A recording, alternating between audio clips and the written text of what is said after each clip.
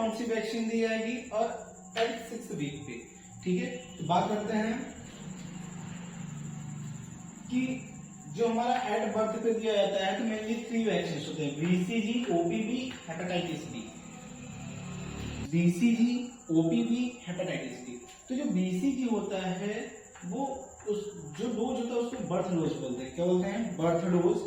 जो ओपीवी होता है एट बर्थ पे देते हैं उसको जीरो डोज बोलते हैं। हेपेटाइटिस बी को जो बर्थ एट बर्थ पे देते हैं उसको बोलते हैं बर्थ डोज। ठीक है, देन बात करेंगे कि मैक्सिमम एज लिमिट क्या है। करेंगे कि मैक्सिमम एज लिमिट क्या है। एट बर्थ पे जो बीसीजी, ओपीवी, हेपेटाइटिस बी दे रहे हैं उसका मैक्सिमम एज लिमिट क्या है। ठीक है, और जो डोज है उसको बर्थ डोज बोलते हैं। बीसीजी को जो एट बर्थ पे जो बीसीजी देते हैं उसको बर्थ डोज बोलते हैं। ठीक है, जो एट बर्थ पे हेपेटाइटिस देते हैं उसको हेपेटाइटिस बर्थ डोज बोलते हैं। जो जो ओपीवी दे रहे हैं उसको जीरो डोज बोलते हैं। देन मैक्सिमम एज लिमिट क्या है। जो मैक्सिमम एज लिमिट है वो बीसीजी का है 1 ईयर। मैक्सिमम एज लिमिट है वो बीसीजी का है 1 ईयर। ठीक है, जो ओपीवी का है वो क्या है 15 डेज। जो हेपेटाइटिस बी का वो क्या है 24 आवर। मैक्सिमम एज लिमिट का मतलब बस इतना सा है कि जो डोज हमें बर्थ के टाइम देना था अगर हम उसे नहीं दे पाते हैं तो किस एज तक मैक्सिमम, किस टाइम तक मैक्सिमम हम दे सकते हैं। ठीक है, तो जो बीसीजी, अगर किसी बच्चे का बीसीजी छूट गया है, उसको एट बर्थ पे नहीं लग पाया है तो 1 ईयर के विद इन उसको हम लगवा सकते हैं। ठीक है, बट एट बर्थ पे जो डोज होता है, जो उसका क्वांटिटी होती है बीसीजी की, वो होती है 0.05 ml। बट अगर वो एट बर्थ से ज्यादा टाइम हो गया और विद इन 1 ईयर है तो उसका 0.1 ml देते हैं। अंडरस्टूड? बस उनकी क्वांटिटी में चेंजमेंट हो रहा है। ठीक है, देन ओपीवी।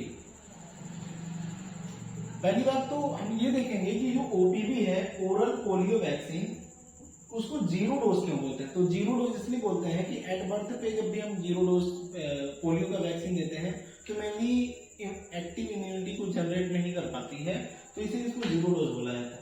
ये मैक्सिमम हम कब तक दे सकते हैं, इसका लिमिट जो है वो 15 डेज तक। कब तक दे सकते हैं? 15 डेज। अगर कोई बच्चा छूट गया है एट बर्थ पे, उसको ओपीवी का जीरो डोज नहीं दिया गया है तो मैक्सिमम एज लिमिट 15 डेज तक हम इसको दे सकते हैं। बात करते हैं हेपेटाइटिस की। जो बर्थ डोज होता है ये मेनली 24 आवर तक, मैक्सिमम मेनली 24 आवर तक दे सकते हैं। बात करेंगे इसकी क्वांटिटी की। तो क्वांटिटी का जैसा कि हमने बीसीजी बताया, बीसीजी की जो क्वांटिटी होती है वो होती है 0.05 ml। ठीक है, अगर किसी बच्चे को एट बर्थ नहीं लगाया बीसीजी तो उसका जो डोज है वो क्या हो जाएगा, चेंज हो जाएगा। कितना हो जाएगा? 0.1 ml। ठीक है, देन इसके बाद से बात करते हैं ओपीवी की। तो 2 ड्रॉप होते हैं। देन इसके बाद से फिर बात करते हैं हेपेटाइटिस बी की। तो ये क्या होता है? 0.5 ml। तो रूट की बात करते हैं तो बीसीजी आईडी इंट्राडर्मल देते हैं। क्या देते हैं? इंट्राडर्मल। इसका एंगल क्या होता है? 10 to 15 डिग्री। ठीक है, देन जो ओपीवी होता है जीरो डोज, उसको ओरल देते हैं। जो हमारा हेपेटाइटिस बी है उसको हम देते हैं आईएम। अब कौन से साइड में आईडी दिया जाएगा? तो upper part of right hand, जो दायां हाथ का ऊपरी भाग है वहां पे बीसीजी को हम क्या देते हैं? आईडी देते हैं। समझ में आया? बीसीजी है तो उस बीसीजी को जो रूट है उसका वो आईडी है, बट साइड कौन सा है? राइट हैंड का अपर पार्ट में हम क्या करते हैं? इसको आईडी एडमिनिस्टर करते हैं बीसीजी को। देन ओपीवी ओरल आप सभी जानते हैं। बात करते हैं कि हेपेटाइटिस बी जो आईएम दे रहा हूं कहां देते हैं? Right anterior mid aspect of thigh, दाएं जंघे के बीच में, एंटीरियर एस्पेक्ट में, मीन्स जो हमारा जंघा है, जो बच्चे का थाई है, उस थाई के एंटीरियर मिड एस्पेक्ट पे क्या कर देते हैं? आईएम देते हैं। क्या देते हैं? आईएम 90 डिग्री पे। क्या? Hepatitis B. समझ में आया आप लोगों को? अब बात करते हैं कि ये वैक्सीन प्रिवेंट कौन से डिजीज से करते हैं। तो जो बीसीजी लगता है वो मेनली ट्यूबरकुलोसिस से प्रिवेंट करता है। जो ओपीवी लगता है ये मेनली प्रिवेंट करने में हेल्प करता है। किससे? पोलियो से। देन हेपेटाइटिस बी जो होता है ये एक प्रकार से क्रोनिक हेपेटाइटिस की कंडीशन है, वायरल डिजीज है, उससे हेपेटाइटिस बी क्या करता है, प्रिवेंट करता है। देन नेक्स्ट बात करते हैं एट 6 वीक की। जब बच्चा 6 वीक का हो जाता है, ठीक है, अप्रॉक्स 24 डेज का, ठीक है, तो कौन कौन सी वैक्सीन देते हैं? तो बात करते हैं कि उसमें मेनली 5 वैक्सीन होते हैं, पोलियो, रोटा, FIPV, PCV एंड पेंटा। क्या है? पोलियो एट 6 वीक में कौन सा? पोलियो, रोटा, FIPV, PCV, पेंटा। एट 6 वीक में क्या क्या देते हैं? पोलियो, रोटा, FIPV, PCV, पेंटा। समझ में आप लोगों को? एट 6 वीक में कौन कौन सा देते हैं? पोलियो, रोटा, FIPV, PCV, पेंटा। क्लियर? अब जो पेंटा वैक्सीन है, पेंटा मीन्स 5, इसमें 5 टाइप्स के वैक्सीन है, ठीक है। कौन कौन सा? DPT। कौन कौन सा? DPT, diphtheria, pertussis, tetanus. इसके बाद से आपका क्या है? हेब और हिब, ठीक है, हेपेटाइटिस बी और Hib. Hib means haemophilus influenza type B. अब जो हीमोफिलस इन्फ्लुएंजा टाइप बी है, ये नाम से आप लोगों को ये लग रहा होगा कि ये क्या है? वायरल डिजीज को प्रिवेंट करने वाला वैक्सीन है, बट नहीं।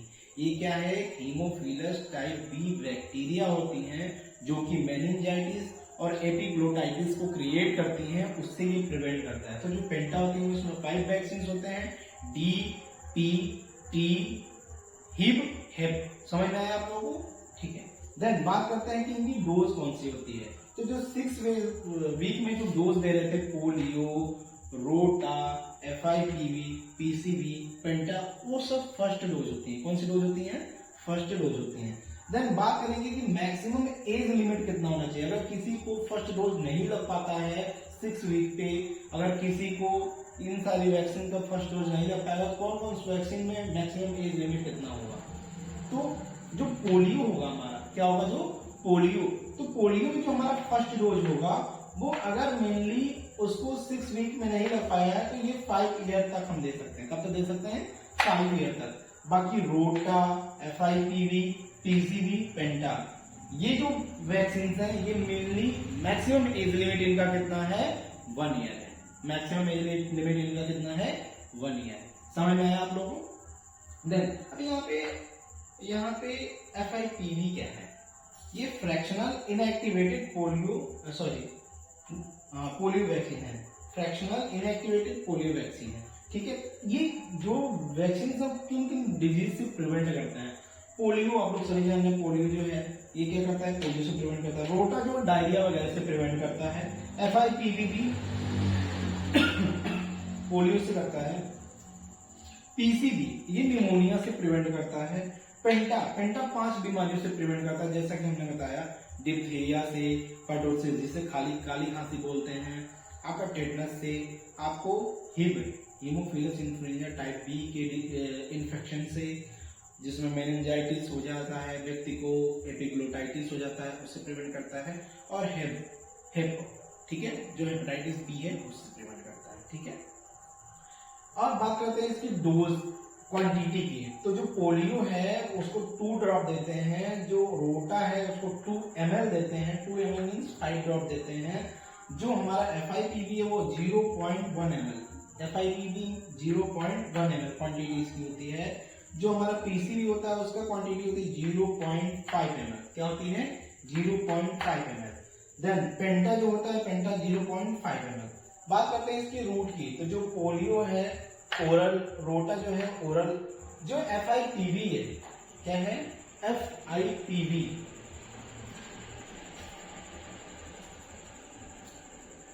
जो FIPV है, FIPV को किसमें देते हैं? ID देते हैं। किसमें? ID मतलब इंट्राडर्मल। क्या है ये? इंट्राडर्मल मीन्स एंगल क्या है इसका? 10 to 15 डिग्री। साइड कौन सा है? Upper part of right hand. जो हमारा दायां हाथ है उसके अपर पार्ट में क्या करते हैं? ID एडमिनिस्टर करते हैं। किसको? FIPV को। बात करते हैं PCV क्या है हमारा? IM है। जो हमारा पेंटा क्या है? वो IM है। अब जो PCV है, न्यूमोकॉकल वैक्सीन, वो कहाँ देते हैं? Right anterior mid aspect of thigh. ये थाई के एंटीरियरी मिड पार्ट में देते हैं। कौन से? राइट थाई के एंटीरियर मिड पार्ट में देते हैं। किसको? पीसीबी को। पेल्टा को कहा देते हैं? Left anterior mid part of thigh. समझ में आया आप लोगों को? ये सारी में क्या आपकी वैक्सीन जो था एट बर्थ पे और एट 6 वीक पे कौन कौन से वैक्सीन देते हैं, ये पूरी समरी है, एक बार आप देख लीजिए। ठीक है, ये कौन कौन से डिजीज से प्रिवेंट करते हैं ये हम पूरे देख रहे हैं अच्छे से इसको। ठीक है, इसीलिए कहते हैं वैक्सीन बहुत जरूरी है, क्योंकि इतनी डिजीज जो है अगर ये वैक्सीन नहीं लगता है तो हमारी बॉडी इन डिजीज से अफेक्टेड हो सकती है। ठीक है, तो मेनली जो भी बच्चा छूट गया है आप इस वैक्सीन शेड्यूल को समझोगे और कितने एज तक जो मैक्सिमम एज ग्रुप है वो हम दे सकते हैं, सारी चीज आपको